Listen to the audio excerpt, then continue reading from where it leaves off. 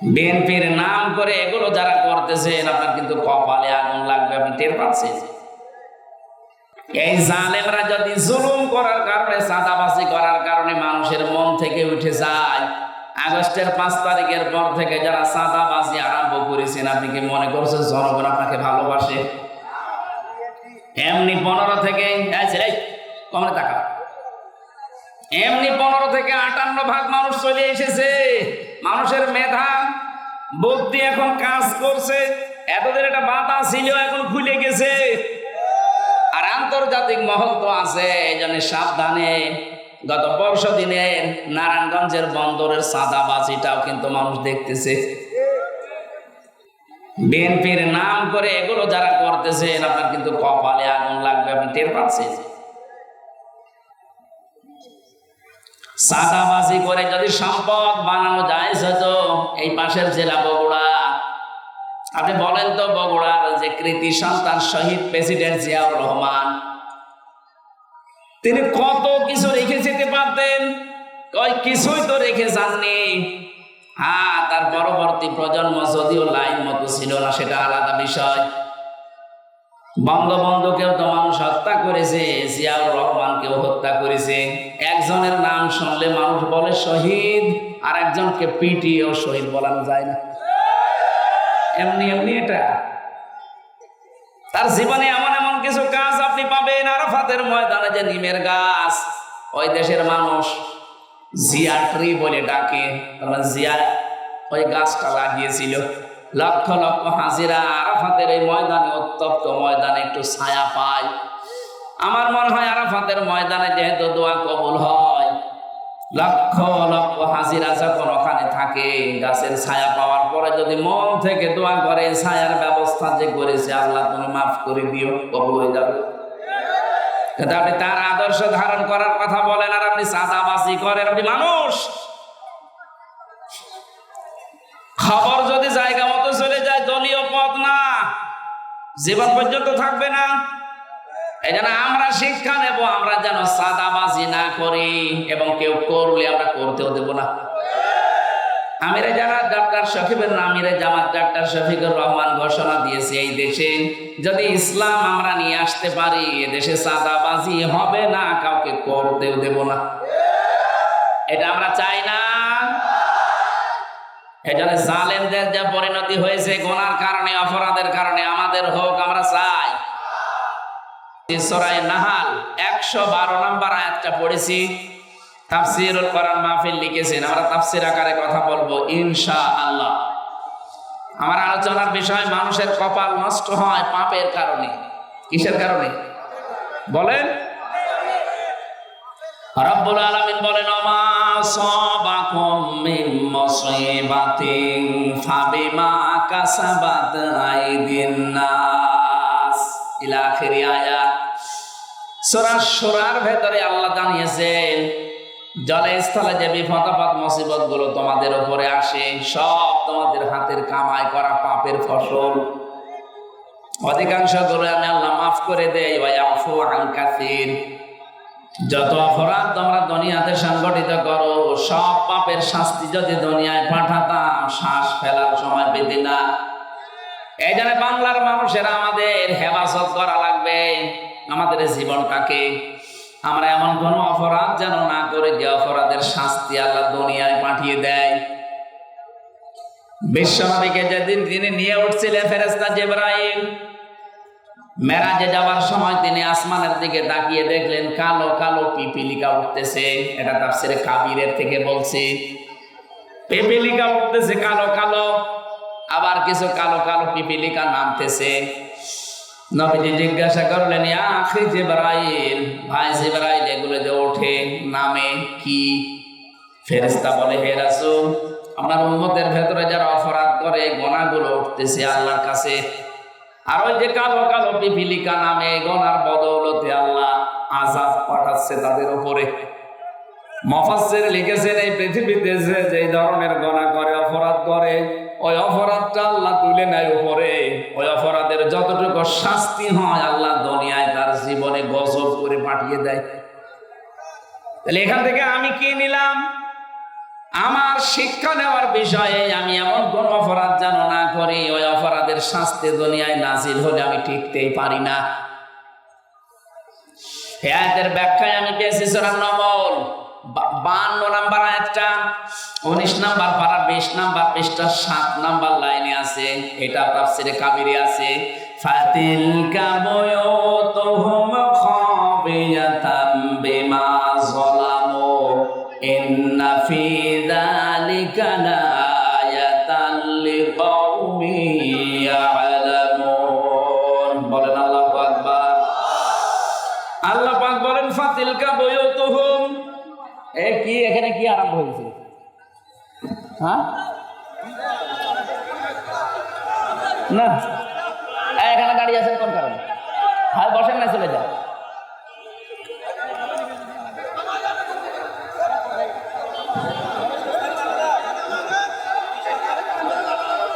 দেন তো ভাই, সব নামিয়ে দিন, দেন দেন, সব নামিয়ে দিন, একটার জন্য না থাকি কেন? আরে ভাই নামাতে এত দেরি করেন, কি করেন আপনার হাতে লাঠি কি করেন?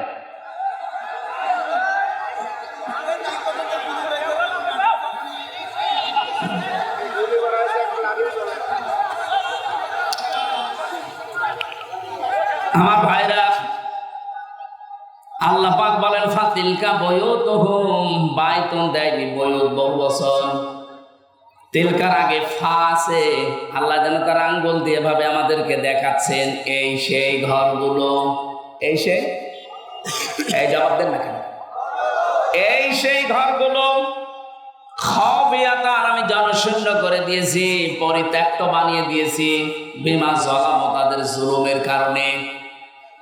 আয়াতটা যদি লূত আলাইহিস সালামের জামানার ঘটনা কেন্দ্রিক নাজিল করা, আমার তো মনে হচ্ছে 2024 সালের 5 আগস্টের বিকাল 5টার সময় আল্লাহ নতুন করে আবার নাজিল করেছে। আল্লাহ যেন হাত দিয়ে বাংলার মানুষকে দেখাচ্ছেন এই সেই ঘর, এই সেই ঘর যেগুলো আমি জুলুম করার কারণে জনশূন্য করে দিয়েছি। এটাতে কত বাস্তব তার প্রমাণ কুষ্টিয়ার হানিফ সাহেবের বাড়ি, এটা ইনাদের এমপি টগর মিয়ার বাড়ি। আপনি যে দেখেন এখন পরিত্যক্ত হয়ে গেছে, জনশূন্য। আমার মনে হয় জিন ভূত ওখানে থাকতে ভয় পায়, কারণ গণ টয়লেট এখন একটা টয়লেট হয়ে গেছে। বিমা যালামু, এদের জুলুমের কারণে এই বাড়িগুলো থেকে দুর্বিসন্ধি করত, জুলুম করত। কাকে কাকে সকালে মিথ্যা মামলা দিয়ে ধরিয়ে দেবে, কার জীবনটা নষ্ট করবে মিথ্যা সাক্ষী দিয়ে, এই ঘর থেকে ষড়যন্ত্র করত বসে বসে। আল্লাহ বলেন যত জায়গায় এগুলো হয়েছে, ওই জালেম শুধু না, জালেমদের বাড়ি ঘর পর্যন্ত অভিশপ্ত বানিয়ে দিয়েছি। আমি 630টা থানার খবর জানি বাংলাদেশে, প্রায় থানায় আমি গেছি। এই 3.5 মাসের ভেতরে দেখতে পেয়েছি অধিকাংশ জালিমের বাড়ি ঘর আর আল্লাহ রাখেন নাই, সবগুলো উজাড় গৃহ বানিয়ে দিয়েছে। এখন এগুলো বানিয়েছে কে? না না, ফাকতিয়া দাবিরুল কওমিল্লাযিনা যালামু আলহামদুলিল্লাহি রাব্বিল আলামিন। সূরা নাম 7 নম্বর পারার 12 নম্বর পৃষ্ঠা 4 নম্বর লাইনের 45 নম্বর আয়াতের প্রথম অংশে আছে রব্বুল আলামিন বলেন জালেমদের শিকড় কেটে দেওয়া হয়ে গেছে। লতিয়া এটা মজহুল, এর ফাইল জানা নেই, কে কেটেছে কেউ জানে না। আপনি সারা দেশে জালেমদের বাড়ি খোঁজ নিয়ে দেখেন, ভেঙেছে কে, একজনেরও নাম পাবেন না। এই কথা বলছে দেখেন। আপনাদের রংপুর বিভাগ আমি জানি না, খুলনা বিভাগের কথা বলছি, জালেমদের বাড়ি ঘর আর নেই, সবগুলো এখন জাতীয় টয়লেট। এমনি এমনি এগুলো হয়নি। আল্লাহ বলেন বিমা যালামু, এখানে বসে জুলুম করতো, জুলুমের দুর্বিসন্ধি করতো এরা। ইন্না ফি যালিকা লাআয়াতান, লামে তাকিদ, অবশ্যই এর ভেতরে তোমাদের জন্য শিক্ষা আছে। লিকাওমিন ইয়ালামুন, যারা জ্ঞানী তাদের জন্য এখানে শিক্ষায়। এদের এত বড় 15 বছরের কঠিন শিকড় যদি আল্লাহ কেটে ফেলতে পারেন, আগামী 5 বছরে অনেকে চিন্তা ভাবনা নিয়ে আসে, এই দুর্বিষণ দিয়ে আটতেছে, আগে চেয়ারে বসি দেখেন কি করি। কথা বলে দেখেন, অনেকে কিন্তু এই ধান্দায় আছে যে থালা আগে হাতে পায়, দেখেন কি করি। কি করবেন আপনি? জামাল ভাই তো টাচ দিয়েছিল, জুলুম যারাই করবে পৃথিবীতে তাদেরকে আল্লাহ নিশ্চিহ্ন করে দেবে, তাদের বাড়ি ঘর পর্যন্ত পরিত্যক্ত বানিয়ে দেবে। এত বড় বিশাল শিকড় যদি আল্লাহ তুলে দিতে পারে, আপনি টের পেয়েছেন 15 বছর ওদের শিকড় কত নিচে নেমেছিল। ইউনিয়ন থেকে শুরু করে সংসদ পর্যন্ত প্রতিটি জায়গায় ওদের শিকড় এত নিচে নেমেছিল যে টান দিয়ে তোলার মতো আমাদের খবর ছিল না। আল্লাহ পাক বলেন, জালেমদের শিকড় কেটে ফেলা হয়ে গেছে। কেটেছে কে? কেউ জানে না। বাংলাদেশে কার নামে আপনি মামলা দেবেন, একজনকেও পাবেন না। এই কথা বলে দেখেন, হানিফের এত সুন্দর সাজানো গোছানো বাড়ি, আপনি এখন যে দেখেন ওটা এখন টয়লেট। কারণ টয়লেট করবে যেখানে বসে, ও টয়লেটের প্যান পর্যন্ত মানুষ খুলে দিয়ে চলে গেছে। কোথায় বসবে জায়গা পায় না, ইটও তো নেই, ইটও খুলে নিয়ে চলে গেছে। এই জন্য কেউ এদিকে, কেউ এদিকে, কেউ এদিকে, যে যেদিকে পারে মুখ দিয়ে মনে হচ্ছে জামাত বদ্ধ টয়লেট চলছে। তাহলে আমাদের এখান থেকে নেওয়ার বিষয়ে এদের এত বড় শিকড় যদি মাটির সাথে মিশে যেতে পারে, আগামীতে যারা ধান্দায় আছেন যে চেয়ারে বসি দেখেন কি করি, আপনার বাড়িও আল্লাহ উজাড় গৃহ বানিয়ে দেবে, কোনো ব্যাপারই না। অলরেডি অনেকের উপর থেকে আল্লাহ জনগণের মন কিন্তু বেশিরভাগ সরিয়ে নিয়েছে তাদের কর্মকাণ্ডের কারণে। আল্লাহ পাক বলেন, যহারাল ফাসাদু ফিল বাররি ওয়াল বাহরি বিমা কাসাবাত আইদিন নাস লিয়ুযীকাহুম বা'দাল্লাযী আমিলু লা'আল্লাহুম ইয়ারজিউন। সূরা রুমের 41 নম্বর আয়াতে আছে, জলে স্থলে যে বিপদ আপদ মুসিবত গুলো আসে একটাও আমি দিতে চাই না, সব তোমাদের হাতের কামাই করা ফসল। আমি চাই এগুলো দিয়ে তোমাদেরকে তোমাদের পাপের কিছু শাস্তি দিতে, যেন তোমরা ফিরে আসো। এই জন্য আমি ওই যে শানে নজরুল বলছিলাম, বিশ্ব নবী যখন দেখলেন কিছু পিপিলিকা উঠতেছে আকাশে আর কিছু পিপিলিকা কালো কালো নামতেছে, ফেরেশতা বলে, হে রাসূল, এই যে ওঠে এগুলো আপনার উম্মতের পাপের ফসল উঠতেছে, আর যেগুলো নামে ওগুলো তাদের পাপের কারণে আল্লাহ গজব নামাচ্ছে। তাহলে দুনিয়া আমরা যারা বাস করি, আমাদের এই মুহূর্তে সতর্ক হওয়া লাগবে। আল্লাহ কিন্তু একটা নির্মল শান্ত এমন একটা সুন্দর গ্রামের উদাহরণ আমাদের সামনে আজকে সেট করেছেন তেলাওয়াতকৃত আয়াতে। এটা সূরা নমল থেকে বলছি, বাংলাদেশের সাথে আমি আয়াতটা মিলাবো আজকে। সূরা নাহাল থেকে বলছি, 112 নম্বর আয়াত। সূরা নাহাল মানে মৌমাছি। নাহাল মানে কি? প্রথমে নামকরণের একটা শিক্ষা আছে, ওইটা বলে নেই। 68 নাম্বার আয়াতে পাবেন, ওয়াওহা রাব্বুকা ইলান নাহলি আনিত্তাখিযি মিনাল জিবালি বুয়ুতা ওয়া মিনাশ শাজারি ওয়া মিম্মা ইয়ারিশুন।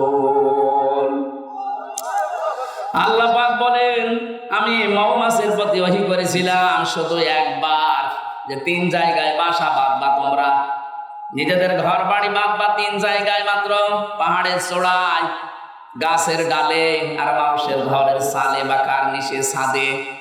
নবী আপনি দেখবেন এই 3টা জায়গা ছাড়া আজ পর্যন্ত মৌমাছিরা কোনো জায়গায় বাসা বাঁধে না, কিয়ামত পর্যন্ত বাঁধবেও না। আমার প্রশ্ন হচ্ছে, মৌমাছিদের আল্লাহ আদেশ করেছে কয়দিন? কথা বলে দেখেন, মাত্র একদিন একটা আদেশ দিয়েছে, ওইটা আজ পর্যন্ত ওরা মেনে চলছে, কিয়ামত পর্যন্ত চলবে। এই জন্য ওদের ভেতরে কোনো ঝামেলা নেই। আর আমাদেরকে কোরআনে আল্লাহ আমাদের আদেশ দিয়েছেন 500। কয়টা? একটাও আমরা মানি না। ওরা একটা আদেশ পেয়ে একটাই মেনে চলছে, ঝামেলা নেই। 500টা পেয়েছি, একটাও মানি না, ঝামেলা হবে না? হবে কি?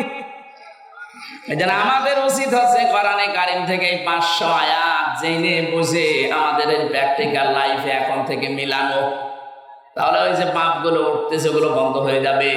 কারণ কোরআনের সমাজ যখন কায়েম হয়, কোরআন যখন বিজয় হয়, তখন হালালকে হালাল, হারামকে হারাম জানা এবং ছেড়ে দেওয়া সহজ হয়। তিরমিজি শরীফের হাদিস, নবীজি বলেন, মান ক্বারাআল কুরআনা ফাস্তাযহারাহু, যে ব্যক্তি কোরআন পড়বে আর কোরআনকে বিজয় করার জন্য চেষ্টা চালাবে। এজহার মানে শুধু প্রকাশ করা না, এজহার মানে কায়েম করা, এজহার মানে বিজয় করা।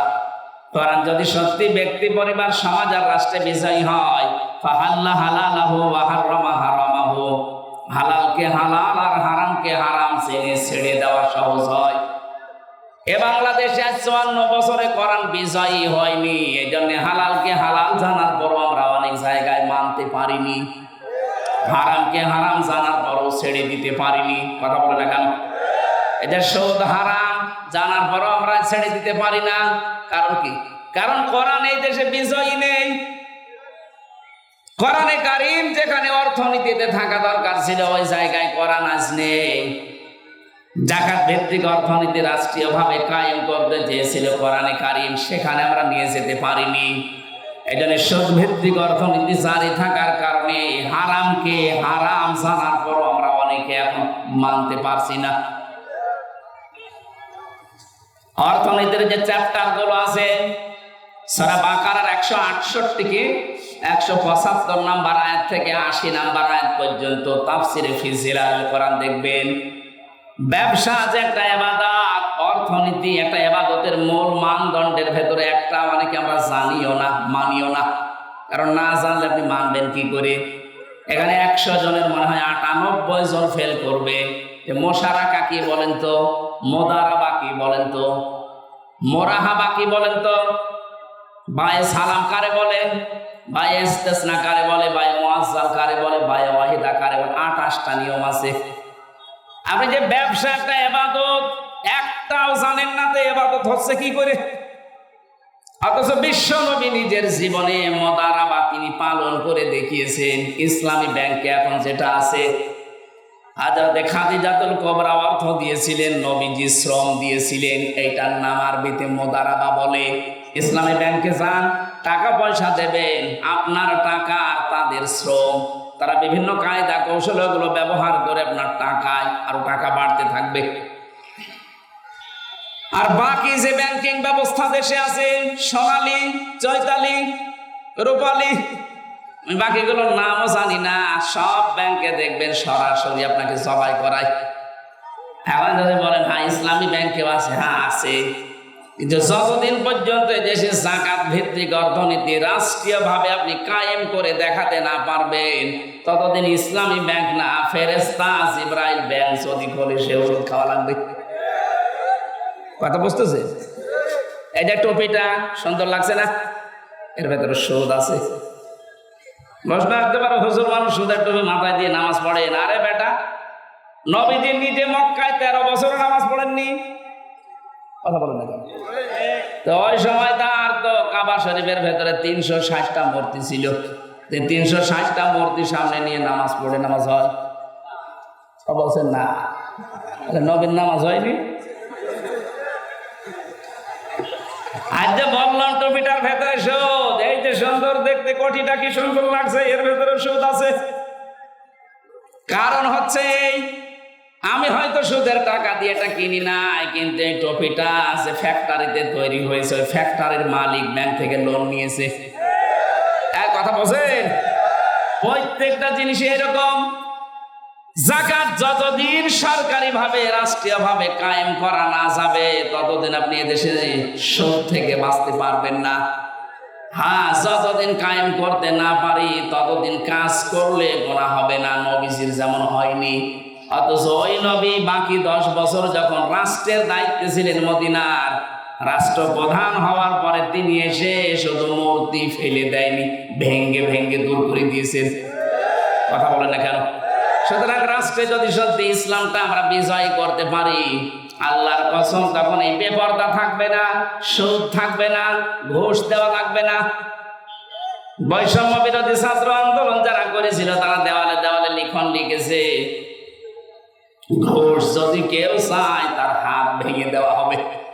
এটা যদি কায়েম হয়ে যায় কেমন হবে বলেন তো? বৈষম্য বিরোধী ছাত্র আন্দোলন মানে 9টা দফা দেখেছি, তার 3টা প্রথম দফায় আমি দেখেছি সূরা কোরআনের এই সূরা নাহলের 90 নম্বর আয়াতের প্রথম 3টা বিষয়ের সাথে তারা মিল রেখেছে। 1 নম্বরে ওরা বলেছিল ওয়ান জাস্টিস, ন্যায় বিচার কায়েম করতে চেয়েছিল না? আল্লাহ এই নির্দেশই 90 নম্বর আয়াতে প্রথম দিয়েছেন, ইন্নাল্লাহা ইয়া'মুরু বিল আদলি, অবশ্যই আল্লাহ নির্দেশ দিচ্ছে তোমরা ন্যায় বিচার কায়েম করো। এইটাই তো তারা চেয়েছিল, কথা বলে না কেন? 2 নম্বরে তারা চেয়েছিল মানবাধিকার। আল্লাহ পাক বলেন আমিও দ্বিতীয় এইটাই চেয়েছি, হল ইহসান। ইহসানের 27টা ব্যাখ্যা আছে, এর ভেতরে 1 নম্বর ব্যাখ্যা ইহসান মানে ভালো ব্যবহার করো। কোথায় ছিল ভালো ব্যবহার বাংলাদেশে? বলে ভালো ব্যবহার করবা কাদের সাথে? নবীজি যুদ্ধবন্দী যারা তাদের সাথেও খারাপ আচরণ করেননি, ভালো ব্যবহার করে তাদের মন জয় করে ফেলেছিলেন। হযরত সুমামা বিন ওয়াসালের জীবনটা পড়ে দেখবেন কি ব্যবহার করেছিলেন। অথচ আমরা তো যুদ্ধবন্দী ছিলাম না, আমরা ছিলাম কারাবন্দী, তাও অবৈধভাবে। কথা বলছেন কি আচরণ করলেন আপনি? 24 ঘন্টা আমার মতো একটা চিকন মানুষকে আপনি তালা লাগিয়ে রাখতেন, তা ফাঁসির কন্ডেম সেলের ভেতরে। কি করেছিলাম আমি? আপনার মেয়ের দিকে তাকিয়েছি কোনোদিন? আর আপনার যে মেয়ে ও ছাতার দিকে তাকানো যায়, জামাই কন্ট্রোল করতে পারছে না, আমরা কি করব? আর ওর দিকে তাকিয়ে করবো কি? তো 4-5টা ছেলে মেয়ের মা, কথা বলছে দেখার মতো হলে না? এই 2-1 বার একটু না, আমি এটা বলবো, একবার এক রশ্মিকার নাম বলে মুসিবতে আছে। আমি যেটা বলতে চাচ্ছি, আপনি কোন কারণে একটা কারাবন্দির সাথে এটা করলেন? নবীজি জীবনে যুদ্ধবন্দির সাথে এটা করেননি। ইহসান কোথায় পেয়েছেন? এই কারণেই তো জনগণ নেমে পড়েছে রাস্তায়, যে আমরা মানবাধিকার চাই, আমরা মানবতা চাই। 3 নম্বরে তারা বলেছিল আমরা বৈষম্য মুক্ত বাংলাদেশ গড়তে চাই, এটা 3 নম্বরে আল্লাহ দিয়েছেন, ওয়া ইতাইদিল কুরবা। এই আয়াতে আমি 3টা পেয়েছি, আর সূরা নহলের ভেতরে পেয়েছি আরো 3টা, আর বাকি 3টা আমি এখনো পাইনি। হয়তো বাস্তবতা দেখে তারা বানিয়েছে। এই 9টা বিষয় তারা এমনি এমনি দেয়নি। সত্যি যদি বাংলাদেশে এগুলো আমরা কায়েম করতে পারি, যার জন্য আবু সাইদের রংপুরের জীবন দিয়ে গেল, মুগ্ধ ইয়ামিন, রায়হান, ফয়সাল, বিথি সহ প্রায় 2732 জন ভাই বোন জীবন দিয়েছে। এদের এই রক্তের ঋণ শোধ করতে হলে অবশ্যই তাদের যে দফাগুলো ছিল এগুলো আমাদের এখন বাস্তবে দেখানো দরকার। এটা নিয়েও এখন ষড়যন্ত্র হচ্ছে। আমার ভাইরা রংপুরবাসী, যে কথাটা বলতে চাচ্ছিলাম আপনাদের, আমাদের অপরাধ বাদ দেওয়া লাগবে। যে যেখানে আছি ওই জায়গায় আপনারা থামবেন, নয়তো আল্লাহ পাক দুনিয়াতে যে আযাবগুলো পাঠাবেন, একটা আদেশে যেহেতু আমরা মানছি না। আমি তো অর্থনীতির কিছু ক্লাস দিয়েছিলাম, আমার সাবজেক্ট যদি আজকে অর্থনীতির উপরে থাকতো তাহলে 28টা বিষয় একটা একটা করে আমরা বলতে পারতাম। কত মানুষ এখানে মনেই করে না যে এটা সুদ। টাকা ছেড়ে রাখে, টাকা আসে না, এই এলাকায় নেই। যে 1000 টাকা দেয়, মাসে মাসে আরো 200 টাকা করে বেশি পায়। 1000-100-100ই হোক, হ্যাঁ বলেন তো এটা সুদ? বলেন না কেন? আর সুদের নিম্ন গুনাহ মায়ের সাথে 33 বার জিনা করা, আর বড় গুনাহ আল্লাহ রাসূলের সাথে যুদ্ধ ঘোষণা দেওয়া। আপনি নিজের মায়ের সাথে 33 বার জিনা করে আসেন আর নামাজে দাঁড়ান, আপনার নামাজ নীতি আল্লাহর বয়ে গেছে কি? সুতরাং যারা টাকা ছেড়ে রাখেন, টাকা আসে, ব্যবসায় আছেন, এই মুহূর্তে এই ব্যবসা বাদ দেওয়া লাগবে। কারা কারা এটা বাদ দিয়ে দেবেন? হাত তোলেন তো। এই যে এলাকায় আছে,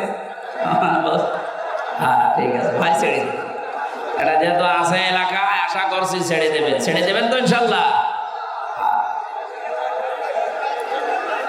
মৌমাছির এই নামকরণ থেকে কথাগুলো নিয়ে এসেছিলাম।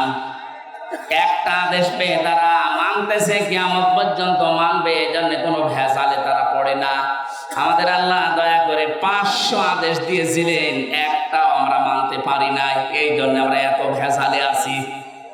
এখন থেকে আমরা আল্লাহর যে একটা গ্রামের উদাহরণ আমাদের সামনে দিয়ে শিক্ষা দিতে চাচ্ছেন, এটা দেখি আমাদের এই বাংলাদেশের সাথে মেলে কিনা।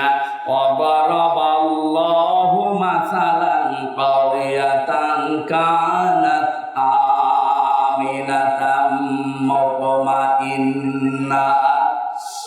আল্লাহ পাক বলেন একটা গ্রামের উদাহরণ দিলাম, উপমা দিলাম। কি ছিল সেই গ্রাম? দুইটা জিনিস আমি ওই গ্রামে রেখেছিলাম। এক নম্বরে সেখানে আমানা ছিল, শান্তি ছিল। 2 নম্বরে মুতমাইন্না, নিশ্চিন্তে বাস করা যেত। তাফসীরে ইবনে কাসিরের ভেতরে এই কানাত আমিনাতান মুতমাইন্নাতান, এই দুইটা শব্দের ব্যাখ্যায় তারা অধিকাংশ মুফাসসির দিয়েছেন এটা কাবা শরীফের এলাকা। কাবার এলাকাতে আল্লাহ এত শান্তি, স্বস্তি, নিরাপত্তা দিয়ে রেখেছিলেন। ওর বাইরে যেখানে যাবেন সেখানে হট্টগোল, মারামারি, চাঁদাবাজি, খুন খারাপি, চিন্তায়। কিন্তু কাবার এরিয়াকে আল্লাহ এমন ভাবে নিরাপত্তা দিয়েছিলেন, ওমান দাখালাহু কানা আমিনা।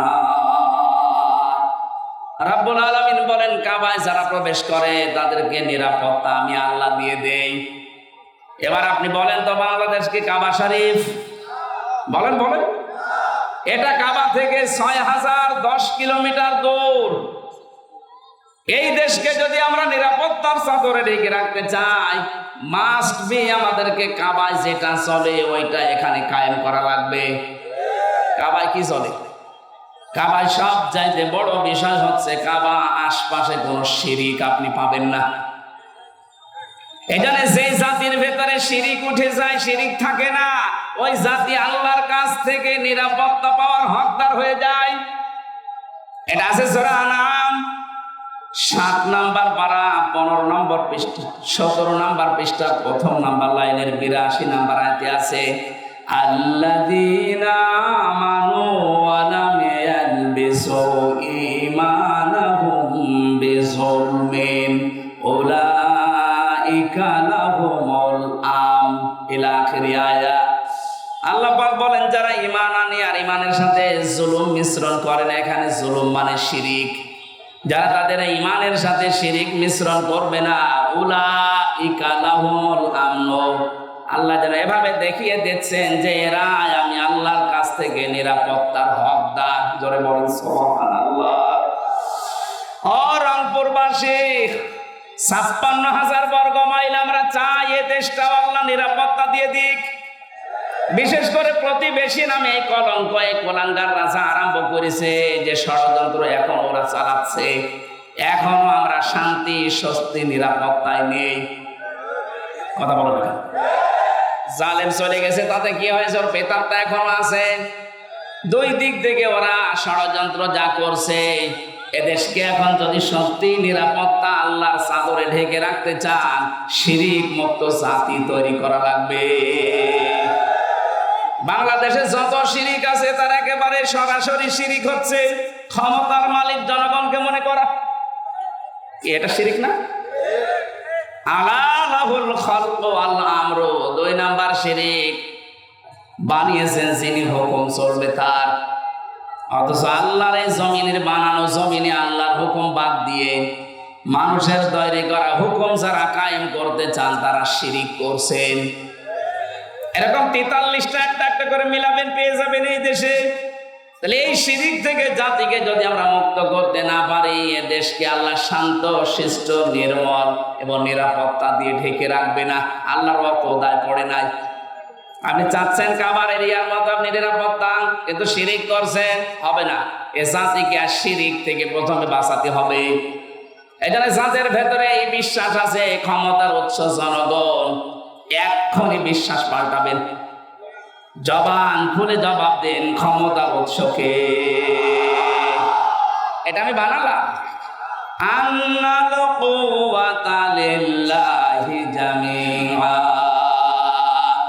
কুলিল্লাহুম্মা মালিকাল মুলকি তুতিল মুলকা মান তাশা। এরকম 903 জায়গায় পড়া কোরআনে আল্লাহ আয়াত দিয়েছেন, 903 জায়গায় ডাইরেক্ট ইনডাইরেক্ট মিলে যে ক্ষমতার উৎস আমি আল্লাহ, এটা যারা অন্য কাউকে দিয়ে দেয় এরা শিরিক করছে। এক কথায় বলছে এবার আল্লাহ যেটা পারে ওইটা অন্য কেউ পারে, বিশ্বাস করার নাম শিরিক।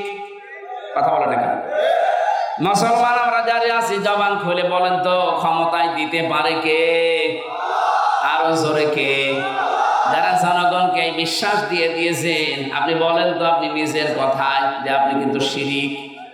আর শিরিক যারা করবে তারা মুশরিক। কথা বলছে দেখেন, তাহলে মুশরিক জাতিকে আল্লাহ নিরাপত্তা, শান্তি, স্বস্তি, নিরাপত্তা দেবে।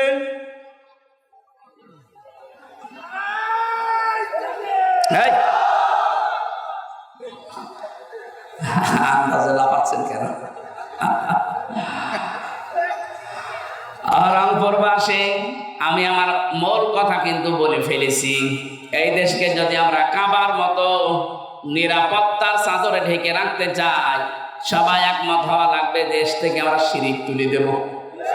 এই 15.5 বছরে এইটা ওরা চেষ্টা করেছিল। বাবার নাম দিয়ে বলে হোক, পীরের নামে হোক, খাজার নামে হোক, বিভিন্ন নামে তারা এদেশে শিরিক এমন ভাবে গাড়ার চেষ্টা করেছিল, আল্লাহ মনে হয় নিজের হাতে কন্ট্রোল করেছেন, পারে নাই। যে অবস্থায় এখন আমরা আছি, এ জাতির ভেতরে কিয়ামতের আগে যেন শিরিক বদ্ধমূল হতে না পারে, চেষ্টা করা লাগবে। তাহলে এই দেশকে উলাইকা লাহুমুল আমন, এরাই হচ্ছে শান্তি, স্বস্তি, নিরাপত্তা হকদার। বলেন আল্লাহু আকবার। আল্লাহ বলেন এমন একটা গ্রাম ছিল যে গ্রামে শান্তি ছিল, স্বস্তি ছিল, নিরাপত্তা ছিল, নিশ্চিন্তে চাষ করা যেত। ইয়াতিহা রিজকুহা রাগাদাম মিন কুল্লি মাকান, তাদের কাছে রিজিক আসতো তাদের আশপাশ দেশ থেকে। 1947, 1971, 2024 একটু মিলান। 47-এর আগে কত সুন্দর করে বিভিন্ন দেশ থেকে খাবারের ব্যবস্থা, রিস্কের ব্যবস্থা, জীবন উপকরণের ব্যবস্থা আল্লাহ পাঠিয়ে দিয়েছিল। পক্ষান্তরে বাকি যেটা দেখলাম, বাকি যেটা দেখেছি 1971 সালের পরে, যে মানুষগুলো প্রতিবেশীর নাম নিয়ে, আমাদের উপকারের নাম নিয়ে যারা দেশকে ভাগ করে দিয়ে আমাদেরকে একটা বিপদে ফেলে দিয়েছিল, তারা এখন বলছে দেশটা আমরা স্বাধীন করেছিলাম। আরে ভাই, আপনারা যদি স্বাধীন করেন তাহলে এদেশের মুক্তিযোদ্ধা এতগুলো যাদের সম্ভ্রম নষ্ট হয়েছে মেয়েদের, এটা কি গাঁজা করে গল্প? কথাটা কত গভীর, যাদের মাথার মগজ আছে চিন্তা করেন তো। নরেন্দ্র মোদী সাহেবের কথা কোথায় যে আঘাত করেছে। 16ই ডিসেম্বর উনি ঘোষণা দিয়ে দিল যে বাংলাদেশের স্বাধীনতা আমরা করে দিয়েছি। তাহলে আমাদের দেশে এতগুলো মানুষ শহীদ হয়েছে 9 মাস, এতগুলো মহিলারা তাদের ইজ্জত হারিয়েছে, এগুলো কি সব খেলা নাকি? আপনারা বুঝবেন না, আপনাদের মাথায় ওই পর্যন্ত হয়তো নেই। যাদের মাথায় আছে তারা চিন্তা ভাবনা করে সামনে আগাবেন। গভীর ষড়যন্ত্র কিন্তু চলছে আমাদের এই ছোট্ট দেশটা নিয়ে। কথা বলে না কেন? কি সুন্দর ভাবে চলছিল। আল্লাহ পাক বলেন, যদি সত্যি জাতির লোকেরা ওয়ালাউ আন্না হালাল কুরা আমানু ওয়াত্তাকাউ লাফাতাহনা আলাইহিম বারাকাতিম মিনাস সামাই ওয়াল আরদ।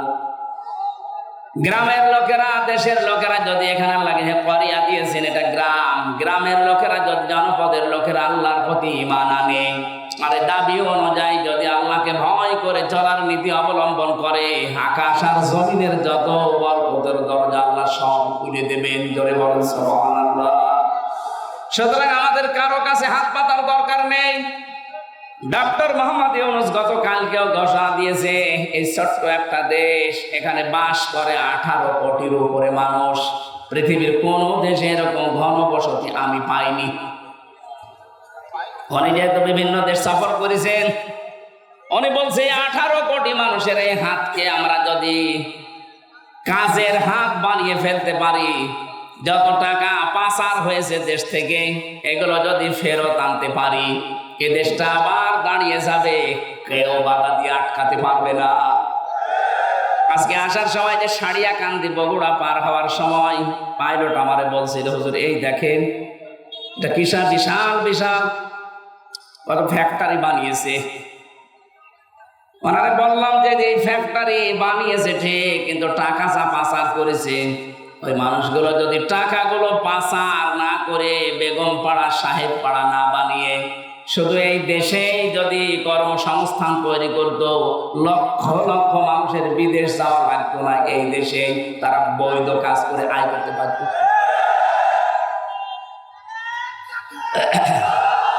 এই কথা বুঝতে দিন। কি করবেন আপনি টাকাগুলো বাইরে গিয়ে? বাইরে তো গিয়েছিলাম কিছুদিন আগে, মালয়েশিয়া সিঙ্গাপুর আপনি বানিয়েছেন, ওখানে সাহেব পাড়া, কানাডায় বানিয়েছেন বেগম পাড়া, কি হচ্ছে পড়ে আছে এখন। এতগুলো টাকা আপনি সেখানে ফেলে রাখলেন। একটা মূর্খ মানুষও বোঝে যে টাকা এক জায়গায় ফেলে রাখলে ওটা একটা কাগজ, ওটা যদি আপনি কাজে লাগান 10টা মানুষের কর্মসংস্থান তৈরি হবে, 10টা মানুষের পরিবার চলবে, আল্লাহর আরশ আপনার উপরে খুশি হয়ে যাবে। এই দরবেশ মার্কা মানুষগুলোকে কোথাও বোঝে নাই। এতগুলো টাকা পাচার করে দেশকে আপনি ঋণের একটা বোঝা দিয়ে গেলেন। এই দেশে এখন যদি কেউ জন্ম নেয়, তার মাথার উপরে 1,10,000 টাকা ঋণ। ও এখনো পেট থেকে আসতেই পারলো না, তার মাথার উপরে ঋণ 1,10,000 টাকা। কি দিয়ে গেলেন দেশটাকে, আর বলে আমরা রোল মডেল বানিয়েছি। রোল মডেল বানিয়েছেন আপনি, ঋণের রোল মডেল। যতগুলো প্রতিষ্ঠান বানিয়েছে এই দেশে, প্রত্যেকটা প্রতিষ্ঠানে যা ধার করেছে, এখনো ধার শোধ দিতে আমাদের এখন ঘটি বাটি বিক্রি করা লাগবে। এই জন্য ইউনূস সাহেব আমাদের হাতকে কাজের হাত বানাতে উনি চেষ্টা চালাচ্ছে। আমরা এই হাত কোনোদিন আর মানুষের কাছে এভাবে পাতবো না, এই হাত আমরা এভাবে মানুষকে দিতে আরম্ভ করব, কিন্তু সেই জায়গায় আমাদেরকে পৌঁছাতে হবে। 18 কোটি মানুষের হাতগুলো 36 কোটি হাত যদি কাজের হাত হয়ে যায়। আরে ভাই, সিঙ্গাপুরে দেখলাম ছোট্ট একটা দেশ, রংপুর যত বড়, এর অর্ধেকও হবে না। সিঙ্গাপুর মাত্র এদিকে ওদিকে 43 কিলোমিটারে শেষ, এতটুকু একটা দেশ, অথচ বিশ্বের ভেতরে এখন তালিকায় তারা 2 নম্বরে আছে উন্নতিতে। কেন? এই জন্যই আছে, কারণ প্রত্যেকে তাদের কাজের হাত। আমরা কাজের হাত বানাতে পারি না, ভিক্ষার হাত বানাই। প্রতিটি মানুষের এই কাজের হাতগুলো যারা নষ্ট করে দিল টাকা পাচার করার মাধ্যমে, এরা এই জাতির সবচাইতে বড় শত্রু। আল্লাহ বলেন, ইয়াতিহা রিজকুহা রাগাদাম মিন কুল্লি মাকান, বিভিন্ন দেশ থেকে আমি তোদের জন্য খাবার, জীবন উপকরণ আসার ব্যবস্থা করে দিতাম। আজ তাকান, আমরা একটু ঘরে দাঁড়িয়েছি, পাকিস্তান থেকে, চীন থেকে, তুরস্ক থেকে, আমেরিকা থেকে, বিভিন্ন দেশ থেকে আজ খাবার আসা আরম্ভ হয়ে গেছে। একটু শক্ত হয়ে যদি 15 বছর আগে দাঁড়াতে পারতাম, এই দাদারা আমাদের এতদিন বাপ ডাকতো। এখন আরম্ভ হয়ে গেছে অলরেডি। ওদের 2 জনকে আজকেও পিটিয়ে, ভারতে ওদের নিজেদের লোক 2 জনকে পিটিয়ে হাসপাতালের আইসিইউতে ভর্তি করেছে, যে তোদের কথার কারণে বাংলাদেশের লোক এখন আলু নেয় না, পেঁয়াজ নেয় না, সব বর্ডারে পৌঁছতেছে। পরশুদিন ডোনাল্ড ট্রাম্প যা বলেছে দেখেছেন, বলেছে আমি জানুয়ারির 20 তারিখে ওত নেব, শপথ নেব, ভারতীয় আছে আমার আমেরিকায় 16 লাখ, এদেরকে সব তাড়িয়ে দেব। আমার মনে হয় মোদি দাদার ধুতি এখন সামলাতে পারবে কিনা আল্লাহ জানে। আমাদের চট্টগ্রাম নিয়ে নেবে, আপনি নিজেরটা ঠেকান, 7 সিস্টার থাকে কিনা। ওই 16 লাখ যদি চলে আসে, এদেশের মানুষের ব্যবসা যদি পাকিস্তান, চীন, তুরস্কের সাথে আরম্ভ হয়ে যায়, আরম্ভ করবে, ঘোষণা অলরেডি দিয়ে দিয়েছে যে তোদের সাথে আমাদের কোনো ব্যবসা নেই। ওরা মনে করেছিল আমাদের কাছে ভিক্ষা চাই, আমরা যে টাকা দিয়ে কিনে নিতাম এইটা ওরা ভাবতো না, মনে হচ্ছে ভিক্ষা দিত। এবার ঠেলা টের পাবে। কথা বলে না কেন? ওরা আমাদের চিকিৎসা দেবে না, কোনো দরকার নেই ওদের চিকিৎসা যাওয়ার। আমরা আহ্বান জানাচ্ছি বাংলাদেশ সরকার, যিনি এখন দায়িত্বে আছেন, উপদেষ্টা, এদেশের প্রতিটি মানুষের কাছে 2 টাকা 5 টাকা করে কালেকশন করেন। অন্তত 5টা আন্তর্জাতিক ধরনের হাসপাতাল বাংলাদেশের 8টা বিভাগ মিলে বানিয়ে দেন, কাউকে অন্তত এই কোলাঙ্গারদের কাছে যাওয়া লাগবে না। যত টাকা আমাদের কাছে ওরা চিকিৎসার নামে নেয়, ওই জায়গায় না আছে, এখন থেকে দরকার হয় থাইল্যান্ডে যাবে, সিঙ্গাপুরে যাবেন, দরকার আরো যে সমস্ত দেশ আছে উন্নত, সেখানে যাবেন, কোনো দরকার নেই দেশে যাওয়া। এরা আমাদের কলিজা মসজিদ ভেঙ্গে মন্দির বানাচ্ছে। আমার তো মনে হচ্ছে কাবা শরীফের মতো এদের মতো আবার গজব নাজিল হয় কিনা এদেশে আল্লাহ জানে, কারণ ওরা তো আমার গায়ে হাত দেয়নি, দিয়েছে আল্লাহর ঘর কাবা শরীফের মতো মসজিদ গুলো। কথা বলেন, কাবা হচ্ছে ইঞ্জিন আর এই মসজিদ গুলো সব তার বগি। কাবা যদি আল্লাহর ঘর হয়, এই রংপুর মিঠাপুকুরের এই মসজিদ কার ঘর? আরো জোরে বলেন।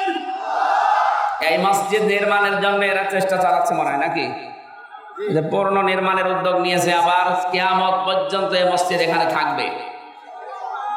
হযরত জিবরাইল পাথর ইব্রাহিম নবীকে দিয়েছিলেন, উনি পাথরটা নিয়ে এভাবে ফিকে মেরেছিলেন। জিবরাইল ওইটা নিয়ে তামাম দুনিয়া যত এরিয়া আছে সব জায়গায় ছিটিয়েছে, যেখানে যেখানে পড়েছে সেখানে একটা আল্লাহর ঘর তৈরি হয়ে গেছে। এখনো যেখানে হয়নি, কিয়ামতের আগে ওখানে হবে। সুতরাং মসজিদ অবশ্যই এখানে জিবরাইলের পাথর পড়েছে, হয়তো মসজিদ হতো না। এরা যেহেতু উদ্যোগ নিয়েছে আবার পূর্ণ নির্মাণ করার জন্য, আপনার যেন 5টা টাকা হলেও মসজিদে থাকে। আপনার অর্থ যদি মসজিদের কাছে কোরআন প্রচারে যদি ব্যয় না হয়, তো কি করবেন? টাকা নিয়ে কি কবরে যাবেন আপনি? যার জন্য রেখে যাচ্ছেন পরিচয় দেবে না 50 বছর পর। এক কথা বলে না কেন? আমার বাবার নাম রিয়াজউদ্দিন, তার বাবার নাম জাহান আলী, তার বাবার নাম নমাজ আলী, এরপরে আমি আর চিনি না। হ্যাঁ, এই 3 পুরুষের পরে আমি আর চিনি না। এখন বলেন তো, নমাজ আলীর বাবা 60 বছর আগে মারা গেছে, ও যদি এখন কুষ্টিয়ায় এসে বলে যে এই 2 তলা বাড়ি আমার, আমি বানিয়েছিলাম এগুলো, ওর দাঁত মুখ খুলে ফেলবো না? ভণ্ডামি করা জায়গা পান না। কিসের নমাজ আলীর বাবা? আপনি তো নমাজ আলীরই চিনি না,